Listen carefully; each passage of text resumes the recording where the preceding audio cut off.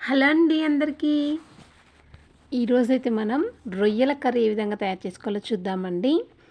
రొయ్యలను అయితే ఫస్ట్గా డ్రైగానే గిన్నెలో వేసుకొని వేయించుకోవాలి. వేయించుకున్న తర్వాత కొంచెం వేగిన తర్వాత తీసి బాగా వాష్ చేసుకొని 2-3 సార్లు వాష్ చేసుకున్న తర్వాత ఒక ప్యాన్ పెట్టుకొని ఆయిల్ వేసుకొని అందులోకి మనం వాష్ చేసుకున్నటువంటి ఈ రొయ్యలు ఎండు చేపలు వేసాను 2. అవి బాగా ఫ్రై చేసుకోవాలండి. ఇవి ఎంత ఫ్రై అయితే కూర అంత టేస్టీగా ఉంటుంది. ఫస్ట్ వేయించడం వల్ల ఏమైనా ఇసుక అలాంటిది ఏమైనా ఉన్నా కూడా అంతా వెళ్ళిపోతుందని ఫస్ట్గా డ్రైగా వేయించుకోవాలి.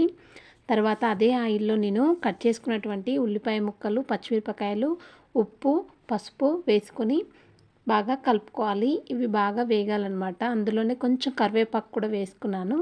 ఇవి కొంచెం మగ్గిన తర్వాత ఇందులోకి 2 టమాటోస్ని యాడ్ చేసుకున్నాను. మీకు కర్రీ గ్రేవీ ఎంత కావాలనుకుంటే దాన్ని బట్టి టమాటోస్ యాడ్ చేసుకోండి. నేనైతే ఇక్కడ 2 టమాటోస్ యాడ్ చేశాను. కొంచెం మగ్గిన తర్వాత అల్లం వెల్లుల్లి పేస్ట్ కూడా వేశాను. ఇది కొంచెం పచ్చివాసన పోయిన తర్వాత కారం, ఉప్పు వేసుకోవాలి సరిపడినంత. వేసుకొని కొద్దిగా వాటర్ వేసుకోవాలి. నాకైతే ఈ కన్సిస్టెన్సీ సరిపోతుంది.